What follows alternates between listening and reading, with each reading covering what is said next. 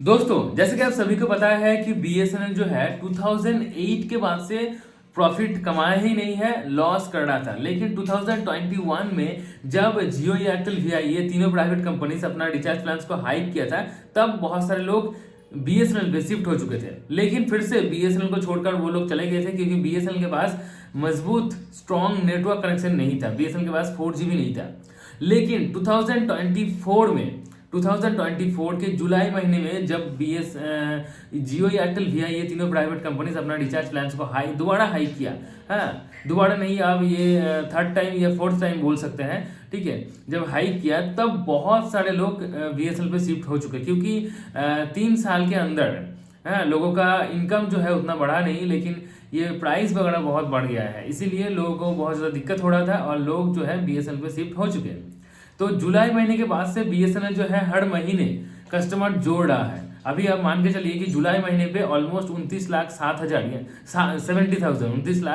70,000 यानी कि ऑलमोस्ट 30 लाख के आसपास बीएसएनएल अपने से सब्सक्राइबर जोड़ा था।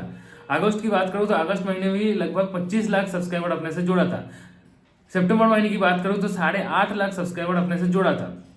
ठीक है, अक्टूबर का रिपोर्ट अभी तक आया नहीं, लेकिन अक्टूबर में भी शायद जोड़ा ही होगा, तो अक्टूबर के बारे में बताऊंगा जरूर ऑब्वियसली जैसे ही रिपोर्ट आ जाता है तो। लेकिन हर महीने 3-4 महीने से बीएसएनएल अपने से सब्सक्राइबर जोड़ रहे हैं। लेकिन लेकिन लेकिन यहाँ पर एक बहुत बड़ी दिक्कत ये हो रहा है, जैसे कि एक्सपर्ट्स जो है ये कह रहा था, और प्राइवेट कंपनीज का जो ओनर है, फाउंडर है, सीईओ है, वो भी कह रहा था कि हमें कोई दिक्कत नहीं है कि हमारा यूज़र बेस जो है घट रहा है, क्योंकि हमारा कस्टमर जो जियो, एयरटेल, वीआई को छोड़कर हमको छोड़कर जो बीएसएनएल के पास जा रहे हैं ना, वो कुछ दिन के अंदर फिर से हमारे पास वापस आ जाएगा, क्योंकि बीएसएनएल का नेटवर्क कनेक्शन बहुत ही खराब है, वो लोग बीएसएनएल को झेल नहीं पाएंगे। और ये बात थोड़ा बहुत सच हो रहा है दोस्तों। यस, ये एक बहुत बड़ी दिक्कत है, ये बात थोड़ा बहुत सच हो रहा है।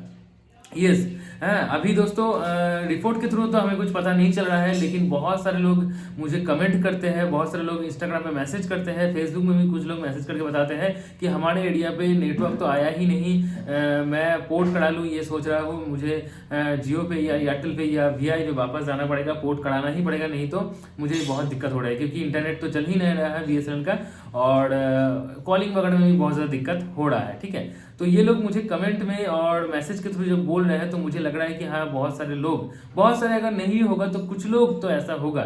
जैसे कि 100% की अगर बात करूँ तो 20 से 25% लोग फिर से बीएसएनएल पे शायद वापस जा रहे हैं, क्योंकि दोस्तों बीएसएनएल का नेटवर्क कनेक्शन पूरे पैन इंडिया पे अभी तक ठीक नहीं हुआ है। हाँ, हमारे जो एरिया है बोलपुर शांतिनिकेतन, वहाँ पर 4G मिल रहा है। वेस्ट बंगाल के बहुत सारे ऐसे एरिया है जहाँ पर बीएसएनएल की तरफ से 4G मिल रहा है, लेकिन बहुत सारे ऐसे भी एरिया है जहाँ पर ढंग का 2G भी नहीं चलता है। तो वो लोग क्या करें तो क्या करें वो लोग, उनका तो इंटरनेट चलता ही नहीं है। चलो, बहुत सारे लोग ऐसे हैं कि इंटरनेट की ज़रूरत नहीं होता है, लेकिन कॉलिंग का तो ज़रूरत हर वक्त होता है ना, इसीलिए तो लोग फ़ोन यूज़ कर रहे हैं, सिम यूज़ कर रहे हैं ना। जो बाहर है, घर मतलब घर के बाहर कोई लोग है तो वो टाइम से वापस नहीं आ रहा है, तो उनको तुरंत फ़ोन करना पड़ता है, लेकिन फ़ोन लग ही नहीं रहा है उसी टाइम पे। तो उसी टाइम पे लोगों का ऐसा बोलना है कि अभी चलो छोड़ ही देते हैं बीएसएनएल को। ठीक है, ये एक बहुत बड़ी दिक्कत वाली बात है, क्योंकि सिचुएशन लोगों को सोचने में मजबूर करता है, डिसीजन लेने में मजबूर करता है। और बहुत सारे लोग जो है अभी सोच रहे हैं कि बीएसएनएल को छोड़कर फिर से जियो, एयरटेल, वीआई पे वापस आ जाए। तो उनके लिए मैं ये कहना चाहता हूँ कि अगर आपको बहुत ज़्यादा दिक्कत हो रहा है तो आप एक काम कर सकते हैं, आप एक दूसरा सिम ले सकते हैं। अभी तो बहुत सारे लोग दोनों ही सिम यूज़ कर रहे हैं। ठीक है, तो आप दोनों सिम ले लीजिए। प्राइमरी सिम आपका वहाँ पर जो नेटवर्क अच्छा है उसका ले लीजिए, और secondary sim as a secondary sim BSNL को रख दीजिए, क्योंकि बीएसएनएल का सिम को एक्टिव करने का जो सुविधा है, एक्टिव रखने का जो सुविधा है वो दूसरे कंपनी नहीं देता है। क्योंकि आप मान के चलिए कि 797 वाला प्लान अगर आप रिचार्ज करते हैं तो उसमें आपको 300 दिन का वैलिडिटी मिल जाता है, लगभग 1 साल का, है ना। तो ये वैलिडिटी जो है इसके थ्रू आप बीएसएनएल का सिम को एक्टिव रख सकते हैं। तो ये एक बहुत बढ़िया चीज़ है।